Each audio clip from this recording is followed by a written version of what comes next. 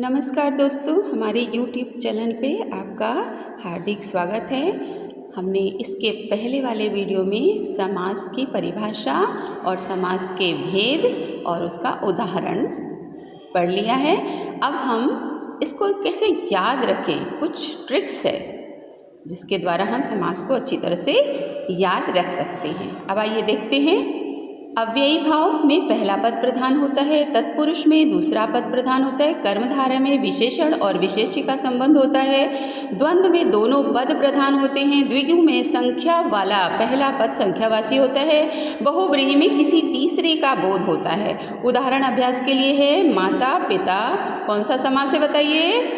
यानी दोनों पद प्रधान हैं। दोनों पद किस में प्रधान होते हैं? आपके सामने दिख रहा है द्वंद्व में, यानी द्वंद्व समास है। नील कमल, यानी इसमें विशेषण और विशेष्य का संबंध है, तो विशेषण और विशेष का संबंध किस में होता है? कर्मधारय में। दशानन, 10 मुख वाला अर्थात रावण, यानी तीसरा जो है इसमें पहला पद और दूसरा पद कोई भी इसमें महत्वपूर्ण नहीं होता, बल्कि तीसरे अर्थ को संबोधित कर रहा है, तो यह है हमारा बहुव्रीहि समास। हमारा ये चौथा उदाहरण है आपका त्रिलोक, यानी इसमें पहला पद जो है त्रि, यानी तीन लोक, यानी कौन सा है समास? इसमें संख्यावाची कौन सा होता है? देखिए इसमें दिख रहा है द्विगु समास।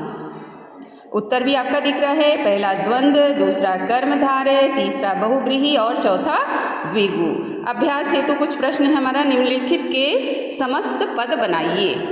3 लोकों का समूह, 7 दिनों का समूह, विद्या का आलय, चंद्रमा के समान मुख, पीत रंग का अंबर, छठवां है राजा का महल, 7वां मन से चाहा हुआ, 8वां पर्वत की चोटी, 9वां धर्म का पालन करने वाला, 10 नंबर है हमारा दिन और रात। तो देखिए पहला है 3 लोकों का समूह यानी त्रिलोक, 7 दिनों का समूह यानी सप्ताह, विद्या का आलय यानी विद्यालय, चंद्रमा के समान मुख यानी चंद्रमुख, पीत रंग का अंबर, अंबर यानी वस्त्र यानी पीतांबर, और राजा का महल यानी राजमहल, मन से चाहा हुआ यानी मन चाहा, पर्वत की चोटी यानी पर्वत चोटी, धर्म का पालन करने वाला यानी धर्मात्मा या धर्मपालक बोल सकते हैं, और दिन और रात यानी दिन रात, बीच में हमारा योजक